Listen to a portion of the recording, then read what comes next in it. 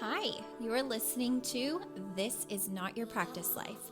I'm your host, Macy Renee, and we are going on a journey together, my friends. I'm a certified life and emotional intelligence coach. And if you really want to step into your highest self, there are a few non-negotiables you're going to have to learn, and I am just the person to help you do it. No matter your past, I'm here to help you create a more fulfilling future. So stick around with me. Not only will I teach you how to navigate your brain's daily mind drama, but I'll help you actually understand your mind, your emotions, why you do the things you do, and why others do the things they do. Most importantly, I'll help you build the self-awareness skills to create whatever results you want. It's never too late to change the trajectory of your life. After all, this is not your practice life. Good morning. Welcome back to another episode of This Is Not Your Practice Life podcast. My name is Macy, and I am so excited to have you joining me this morning. So really quickly, I had a little hiatus from the podcast last week. I thought I could just jump back into recording after completing the hybrid experience retreat, but one thing after another happened and it just slipped away. My week slipped away. And right after getting back from the hybrid experience retreat, I went straight home to Kentucky for my middle sister's baby shower. So both of my sisters are pregnant. Both of them are expecting boys, and they're due about 5 weeks apart. So my younger baby sister is due in about 2 weeks, and my middle sister is due in about 5 weeks, but it's looking a little bit like they might be born around the same time. Not really sure. So anyways, it was good to see family.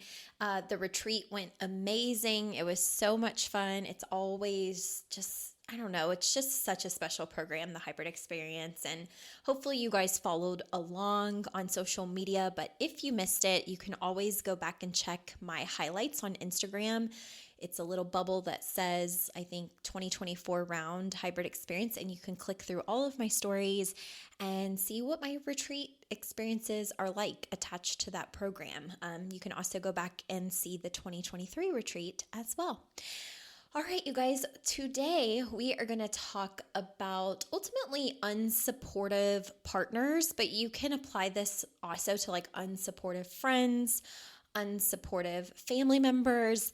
I am going to direct it more towards partners because sometimes that comes up in like personal development when you're working on yourself, when you have a therapist, a coach, whatever. It's not everybody's relationship situation, but sometimes this can happen, and it's happened enough over the last 6 years of coaching clients that I think it's time for an episode about it, just to share some different insights and perspectives and honestly help you maybe work through this if this is something that you're really struggling with and it doesn't feel good in your life. So the way that I characterize an unsupportive partner and the way that this shows up actually for my clients is oftentimes they will start personal development, they'll start self-awareness work, they become very aware of their mind and their emotions, they kind of have a different level of maybe awakening within themselves, and they start healing the things that haven't felt good to them for most of their life. So maybe it's childhood stuff, family stuff, patterns that they've had forever that they don't want to have. And as they're growing, as they're evolving, they're also changing in some ways. And sometimes in big ways, things that they people pleased, other people about in the past, they're not people pleasing anymore. Maybe they let people walk all over them, and now they're enforcing their boundaries. They're setting boundaries and they're enforcing their boundaries, and that can be challenging for relationships. And so again, while, I'm talking directly more so about partners because most of my clients are married or in serious relationships, you can apply this however you would like because it also fits in with family and friends. So here is the biggest thing that I see whenever it comes to like partnerships and marriages in relation to maybe, getting coached, growing, evolving, changing, self-awareness, all of the things. The biggest thing that happens is there's a shift a lot of times energetically. So, the thing about partnerships and relationships is we attract in our life who we're being at that time. Okay, so if let's say you have a partner and you all can probably find you both can probably find a lot of similarities within one another. Maybe you have similar upbringings, maybe your moms were similar or your dad was similar, or maybe your partner is similar to your parent, or for them you're similar to maybe their mom or dad. There are multiple factors that bring us together in relationships. So, a lot of times we're attracted to our partner because of similarities that we have, whether subconsciously or consciously, or a blend of both. Oftentimes, it's a blend of both. So, I think I've shared this on the podcast before, but I can tell you one of the exact moments and memories I have in really relating deeply to my husband that felt like a really good thing whenever we were 17. But as I got older and started working on myself, and as he got older and started working on his self, that we realized was probably a trigger for both of us, and not necessarily the way that you would want to attract a partner once you've healed. Thankfully, we've both worked on ourselves at different points of our life, so it's worked out.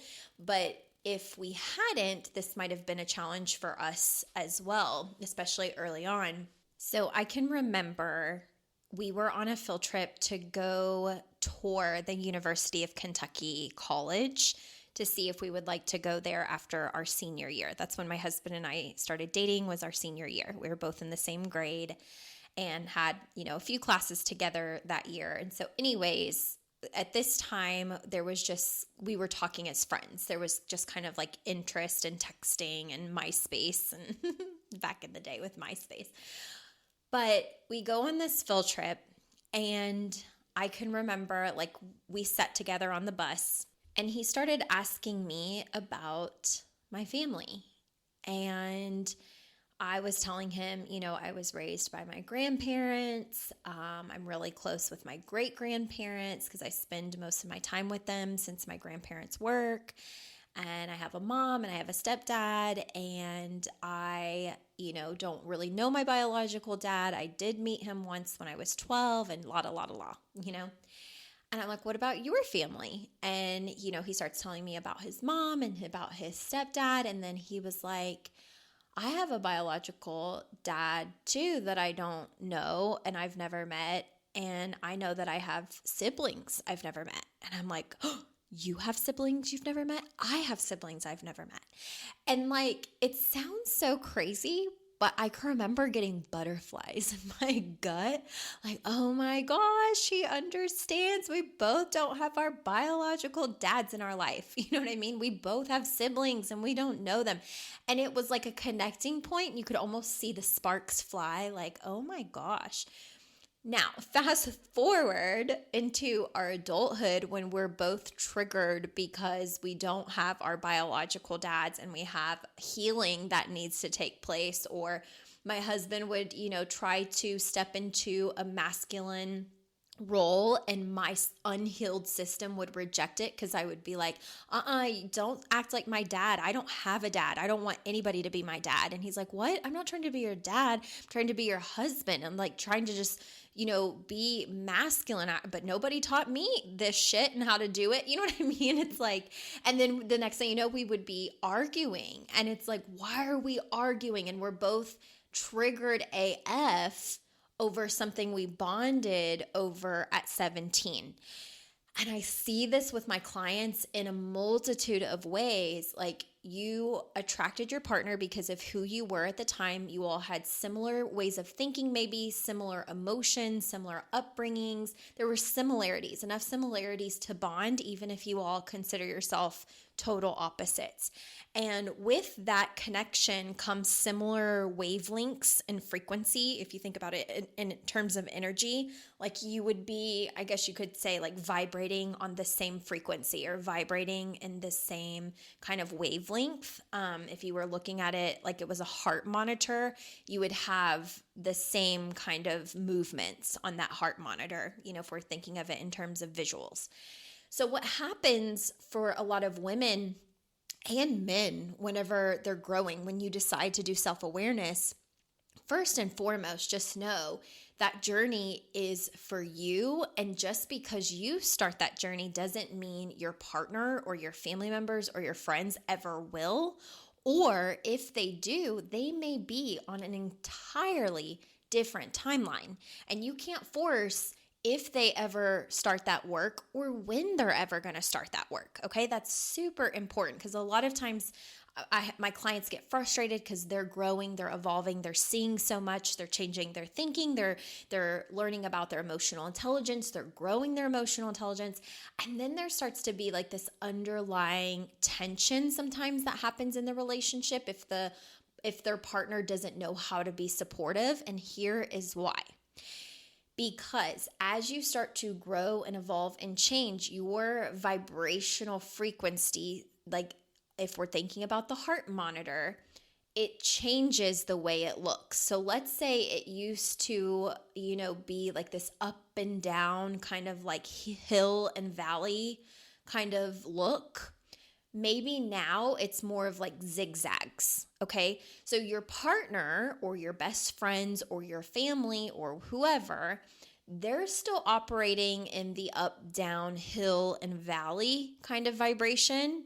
And now you're a zigzag vibration and they still love you and you still love them, but something feels a little threatening. Something feels a little different. It feels uneasy. And what happens for us as humans is fear arises a lot of times. Okay, fear in, I don't know who you are anymore, or have you ever heard someone say to you, you've changed? But they're not saying it to you in terms of like a compliment, that they love that you're becoming more confident, or they love that you're happy, or they love that you seem mentally and emotionally free. Like they say it in a threatening kind of manner, a threatened manner, or like an agitated manner, like you've changed. I think we've all heard that. I've heard that from certain people in my life. And in my mind, I'm like, thank God, because the version of me that you knew for decades was miserable, anxiety-ridden, a people pleaser, anxious, depressed a lot of the time, didn't know who she was, couldn't answer any qualities about myself or what I loved. I could only ever tell you like my roles and responsibilities. I couldn't tell you anything I actually enjoyed. I was disconnected from myself. I was unhappy. I had a lot of trauma I had never healed. Thank God that I've changed, right? But there were some people in my life that are like, you've changed. And it's like, yeah, thank God, because I love my life now. But for them, what they were actually communicating, and I don't have to look at it as something that is threatening or upsetting. What happened for them is that our vibrations changed, our energetic vibrations changed. We were no longer on the same frequency. And a lot of times for the person that feels that, they don't know how to describe what they're seeing or what they're feeling. And so it will come out harsh, and it will sometimes come out angry or unsupportive, or, kind of like in a threatened tone or confused. Like it's probably going to feel to you like it's unpleasant to experience them observing you.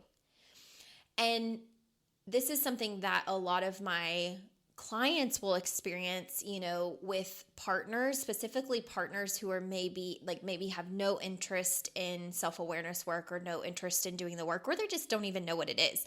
Like that's the biggest thing I see, is if they don't know what what work you're doing or what it even means or what it's even about, they're probably going to feel more threatened because they just know like something, like there's some sort of dynamic that feels like it's shifting and it feels like I'm not included, or they're not taking me along, or they're not talking to me about it, like with them, they're not including me.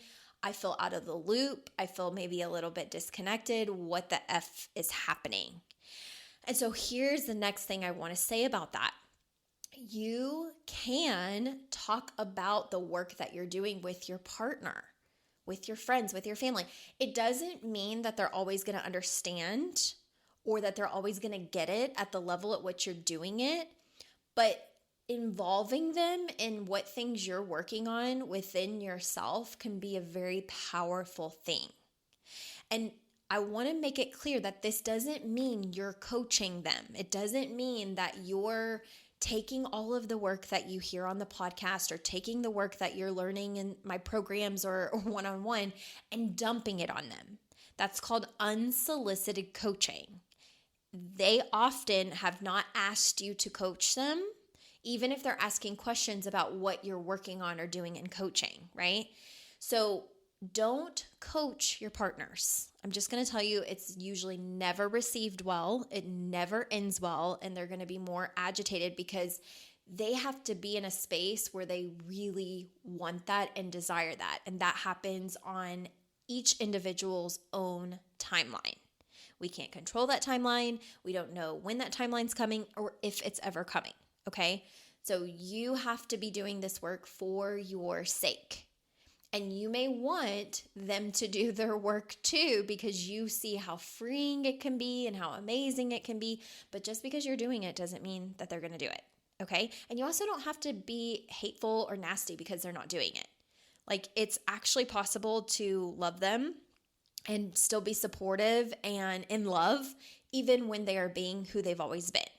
There will be things that you catch that they're doing that may feel frustrating to you or annoying because you're like, oh my gosh, if you only had this tool, you'd feel so much better. Oh my gosh, if you only knew this, or would, ask me about the coaching that I'm getting and, let me explain it to you, you would probably feel so much better. Like, that happens a lot for my clients.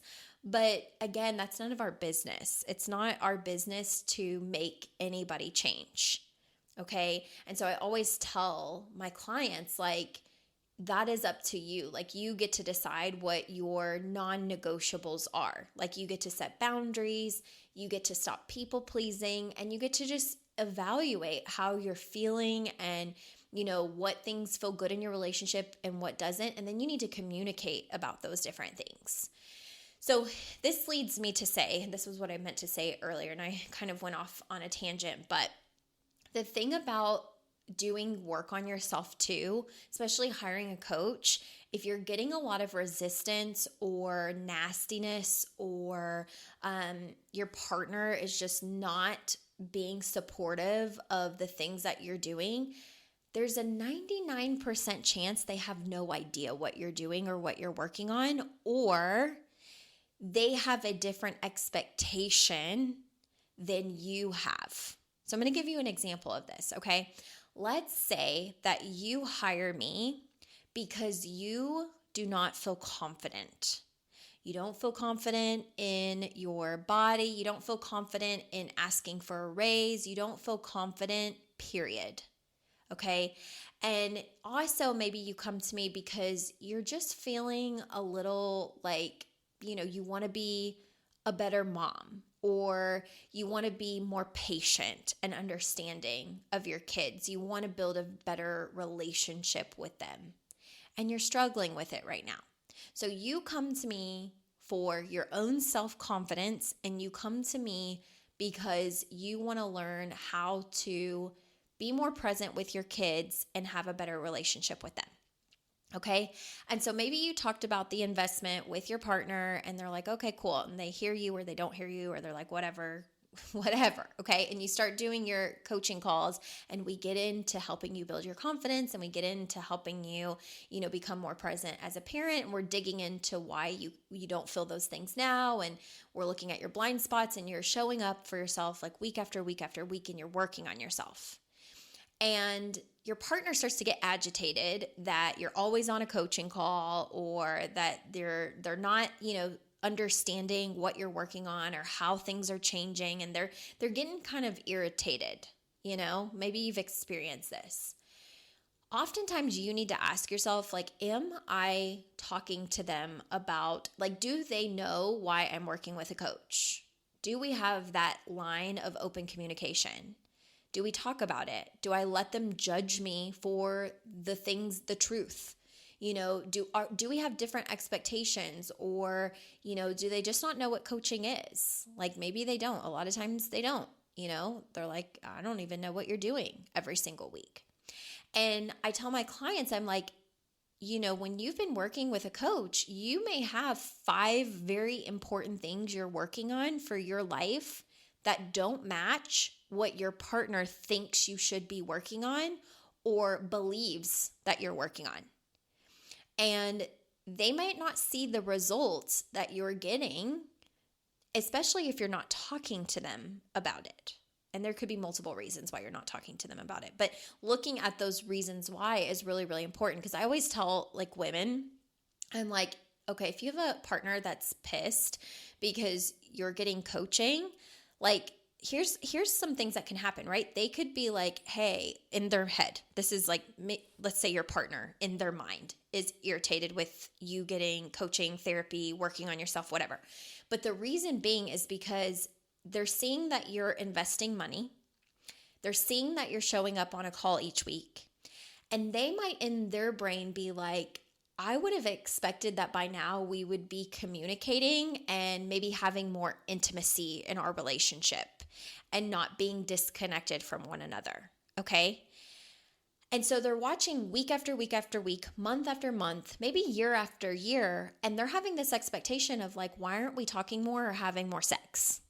Like, I don't get it. Why is she working with someone and not getting any of those results? Like, I don't get it. Why are we paying for that? Nothing's changing, right? That may be their expectation. And they may have no idea that the reason you hired me was because you lacked confidence, or because you wanted to be more present as a mom, or because you wanted to change careers, or because you wanted to make more money. And you're not even talking to me about improving communication or having more intimacy. Do you see what I'm saying? So there's a disconnect there in even what your partner's expectations are, or what they think you should be getting, and what you're actually there to get. And if you're not on the same page talking about what you're working on, then yes, it's going to create some funky dynamics. So being open and having those conversations, even if they don't understand why you would need to work on those things, can be something that can really help you, and practice that open communication. So when I hired my coach, I hired her initially because I was in a network marketing company, or an MLM, or whatever you want to call it. People are like, pyramid scheme. It wasn't, by the way. But I was in one and I loved it. But I wanted to get to the top. Like, I wanted to get to the top. I wanted to make a lot of money in it. But the reasons were because I wanted to take that money as a way to get me out of my occupational therapy career. It felt like the only way that I could get, at the time, out of my occupational therapy career, to then have peace of mind and figure out what I really wanted to do with my life. That was like my whole thought process.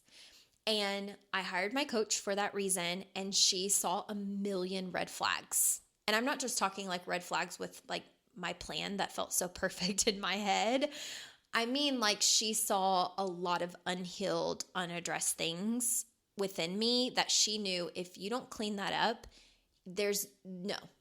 entrepreneurship will not even be in your cards if you can't clean up this emotional stuff that you're dealing with. Like, we need to work through stuff with your family, resentment, people pleasing, boundaries, self-awareness, your emotional resilience. Like, we need to work on all of these things. And in the beginning, when I was spending every last penny I had, and that is no joke, like, I'm not telling anybody to do this, but the level of desperation that I was in, I would get a paycheck that would maybe be like $1,000, And even though I had a lot of bills, like my coach's fee would come out of that. And then I'd just figure out how to live on a couple $100 until my next paycheck 2 weeks later. And sometimes I would have a negative balance and I had nothing in savings. I had full credit card balances. I had student loan debt. Like it was not a good financial situation. But the thing about myself that I knew is I'm in a deep hole and I have to get help getting out of it. Like the cost is higher for me if I do nothing. It's going to cost me my relationship. It's going to cost me my friendships. I'm not going to have relationships with my family. I don't even have a relationship with myself. I am desperate. And we had arguments in the beginning because money was tight, and money is it can be a big stressor, especially in relationships. And he didn't always understand what I was working on, because what he knew is you hired her to make more money. Why aren't you making more money? And as vulnerable and barfy as it felt, I had to explain to him, yes, that's what I hired her for, but there are a million other layers that keep coming up. And you may not understand that because you're not in coaching or in therapy, but there are layers to this. I can't even get myself to make more money until I clean up limiting beliefs about money, my family's relationship with money, my PTSD around money, my own fear and lack, my relationships. There were so many other things impacting it. So week after week after week, month after month, year after year, it took a long time to get where I wanted to be. And in the beginning, it was hard for, my now husband to understand that it was going anywhere. And so a lot of times there would be little arguments, you're spending all this money and you're not making anything more. And I always knew, I always trusted myself that I would get there. So even though we would argue, I remember saying things like, I trust myself. I trust myself and I know I'm going to get there, but I have to clean this up. And if I don't clean this up, we will not even have a relationship, seriously, because I'm self-sabotaging. I'm blaming you for things. I have toxic patterns that I need to heal. Trust me, the money is being put to good use. And after a few years, when money started coming in and I had a business and I had clients and I wasn't picking little fights and I was happy and I was no longer being a mommy to him, and I could actually be a wife and I could actually be in my feminine energy, then it was oh, okay, I see now. And at that point, he was really bought in. He was I love the work that you're doing on yourself. And then he started doing a lot more work on himself. He started, listening to podcasts and reading tons of books and all of that. And then that helped us get on once again, the same frequency and the same vibration, because we were growing together at different paces. I was never there was never a point where I'm you need to grow now. There were times where I felt like that, it felt like there was tension. But it was always let me just stay in my own lane and work on myself and trust that, if he's wanting to grow together, or grow in general, he will do that. And he did. My growth, I think, was inspiring to him. And then also when he was doing his growth work, it was inspiring to me. And so we've really tried to stay on that path of putting our growth first, but then also communicating why we're making the decisions that we're making.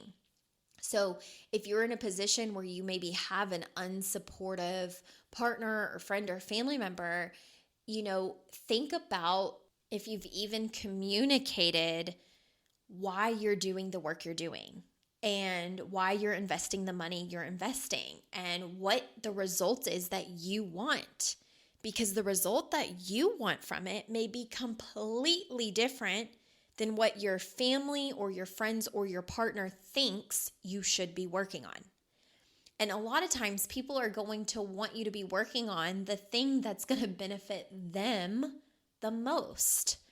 Okay. And so if that's not even in your wheelhouse right now, they're yeah, let's get more romantic. Let's have more intimacy and more sex. And you're I can't even get there right now because I'm so disconnected from myself, that's the last thing on my mind, right? Then there's going to be more arguments, more behavior around being unsupportive, but not because that's maybe who they are at their core. It's because there's lack of maybe understanding, lack of communication, lack of talking about this kind of stuff openly. And if you feel resistant to do that with your partner, you really got to get clear on why. Why am I not communicating this stuff? Do I feel scared? Do I feel like I'm going to be judged? Am I willing to be judged? Do I feel like they're going to, yell at me? Do I feel like they're going to hold it against me? Like, then there might be deeper things to work through, in which case you can bring that to your coaching, right? So just think about this in terms of, if you ever feel like you don't have the support, there are two main things. The first one is that when you start to grow and evolve and change, your energy and your vibration and your frequency starts to change. And sometimes the people closest to us can feel that, but don't know what it is and don't know how to explain it. And so it can come off to them as a threat or something to be fearful of, even if they can't put a name to it. And it may impact their behavior. And it doesn't mean that you have to leave them in the dust, or you can't be their friend, or you have to cut the cord and never talk to them again. It just means being aware of, like, yeah, there's some changes that are happening. They knew the version of you that maybe people pleased and told them yes all the time. They maybe knew the version of you that never set boundaries and you were just a yes girl or a yes guy. And, you never ever held them accountable or really spoke about your feelings. And now suddenly when you're doing that, yeah, it's going to be jarring to that person who's known you for maybe 5 years, 10 years, 20 years, 30 years. They're going to be like, what the actual F? And so when they feel that energetic kind of frequency changing, you might be greeted with a jarring response. And it matters more about what you make it mean. And the number one thing that I can recommend is bring it to coaching so that we can coach through it together. And then the second thing is communication. If you have an unsupportive partner, friend, family member, do they know why you're working on the things that you're working on? And I also want to say, you can have you have the choice to say, like, I don't want to talk to them about all the things I'm working on. Like, you can decide that, but if you're wanting to connect with them, if you're wanting to keep that relationship strong, it's really important to just kind of know what their thinking is, and then see how it differs from where you are, because that can bridge the gap and allow for closer connection, even if you all are on totally different pages. That can happen sometimes. Sometimes we're on different pages, but if we can at least have the conversation, sometimes that's enough to bridge the gap and create that connection again, even when those expectations are different. And maybe the things that they think you should be working on, maybe you're not yet. And maybe just hearing their thought process is like, yeah, maybe I should bring that to coaching, or I should bring that to therapy. And maybe I should consider working on that. Right now I'm working on XYZ, but I hear you. And that's something that I think I could work on. You know what I mean? Like, you get to decide how that looks. But also that's another thing you can bring to coaching. If you're like, I'm afraid to communicate with them, or I, feel like I'm going to be judged by them, or I just feel like it's creating a lot of tension, then let's get to the root of that as well. Okay? Because the ultimate goal of this work is to get you to a place where you can really enjoy your interpersonal relationships, and where you are in a place where you don't feel like you have to conform or be someone that you're not, and live a life that you don't even want to live for yourself just to coexist in those relationships. What is really important is that you feel empowered in your life.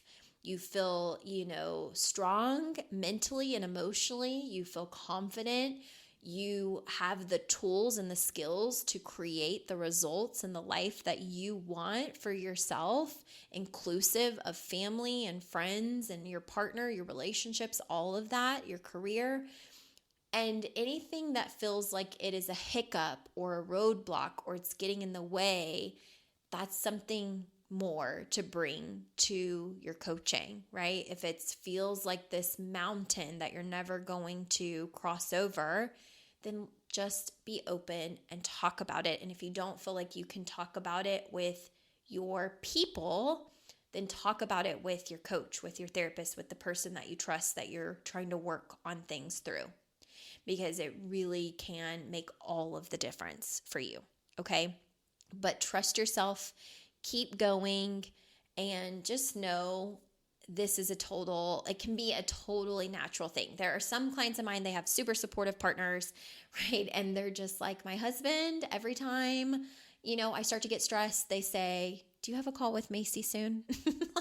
Because you might need to go get on your coaching call with her. Like there's some partners that are like, I can definitely tell a difference in your mood and your confidence and how good you feel when you're on your coaching calls, or like after you've had a coaching call. Like you definitely show up differently, and they're like all for it. They're like, I just love how happy you are. I love seeing you grow. I love seeing you thrive.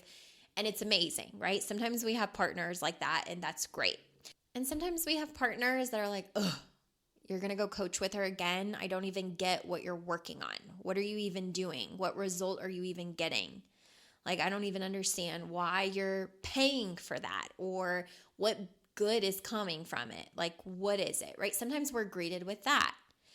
And the biggest thing that I will say is just take into consideration how that feels in your body. Okay. And ask yourself, what am I working on? And am I doing that work? Do I want to include them in, sharing what I'm working on and what my expectations are and the results I want to get? And do I want to be curious with them and see what they think, I should be working on, or what they think I should get? And do I want to explain to them like that's not a priority right now? Or yeah, you're right. That could be a really good thing. Let me, bring that up to my coach. Like, I hear you, asking yourself those questions, but ultimately not letting anyone's resistance, whether a family, friend, or partner, keep you from doing the work you want to do on yourself. Okay? Because sometimes I've seen that too. Like when people are unsupportive, there's this inner people pleaser to shrink and to keep yourself small and to stop working on yourself, because there is like this fear of fighting or arguing. And that in itself is something to deeply look at too. If you feel like you can't be transparent, authentic, care for yourself, take care of yourself because of, someone else's emotional responses or reactions or opinions, that's something to deeply explore as well. Because maybe it can be very easily worked on or worked through with a few different tweaks, okay? And sometimes those tweaks are just what's happening within yourself. It's not even them. It can be whatever's happening within yourself, okay? So if you need help with any of this, if you're experiencing any of this, reach out, schedule a consult. If you're a client, let's work through it. Let's get you to a place where you feel good about it, where you feel empowered in the work you're doing, but you also feel like you can handle and manage your relationships as you're doing this work. I'm happy to help, and I hope you'll have an amazing week. I will see you all soon. Bye. Hey there. Thank you so much for joining me on today's episode of This Is Not Your Practice Life podcast. If you'd like to connect on social media, you can find me on both Instagram and Facebook at Macy Renee Coaching. And if you want to stay up to date on all of my offers, announcements, and inspirational emails, you can join my email list at macyrenee.com. In addition, if there's a way that I can further support you in your coaching journey, you can schedule a free 60-minute consult at macyrenee.com anytime you want, so we can discuss the best options for you. I look forward to seeing you next week, and I hope you have an amazing day. Bye.